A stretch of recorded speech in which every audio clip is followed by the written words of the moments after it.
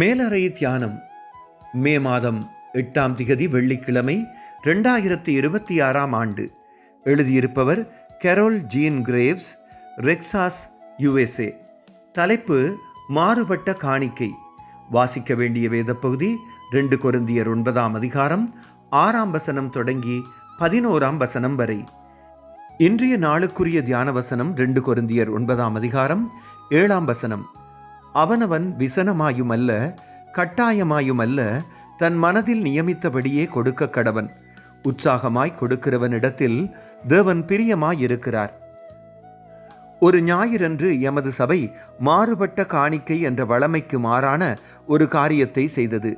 காணிக்கை பெட்டியிலிருந்து ஒவ்வொருவரும் $10 எடுத்து தாம் விரும்பியபடி தேவைப்படும் ஒருவருக்கு ஆசீர்வாதமாய் இருக்க கொடுக்கும்படி அறிவிக்கப்பட்டது. எனது நகங்களை வெட்டி அழகாக்கும் பெண்ணுக்கு கொடுத்து அந்த சந்தர்ப்பத்தை எனது விசுவாசத்தை பகிரவும் எமது சபையை பற்றி சொல்லவும் உபயோகித்தேன். எனது கணவர் கடையிலிருந்து பொருட்களை கொண்டு வரும் வாலிபனுக்கு கொடுத்தார்.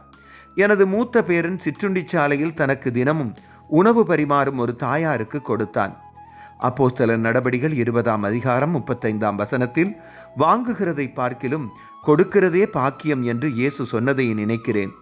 இதில் பங்கு பற்றிய அனைவரும் ஆசீர்வதிக்கப்பட்டனர். சபையில் தரப்பட்ட பணத்துடன் பணம் கொடுத்த பின் எமக்கு ஏற்பட்ட அனுபவத்தை எழுதி அடுத்த வாரம் கொண்டு வரும்படி ஒரு சிறிய அட்டையும் கொடுக்கப்பட்டது.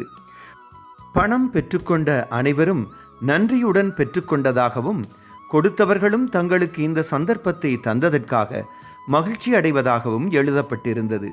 கொடுங்கள், அப்பொழுது உங்களுக்கு கொடுக்கப்படும் என்றார் இயேசு. லூக்கா 6ஆம் அதிகாரம் 38ஆம் வசனம். ஜெபம். அன்பான தகப்பனே, எமது உதாரண குணத்தை மற்றவர்கள் அறிந்து கொள்வதற்கான சந்தர்ப்பங்களை நீங்கள் தருவதற்காக நன்றி. தேவையுள்ளவர்களை கவனிக்க வழி நடத்துங்கள். ஆமேன். இன்றைய நாளுக்குரிய சிந்தனை. எதுவித தடையுமின்றி கொடுக்கும்போது நானும் ஆசீர்வதிக்கப்படுகிறேன்.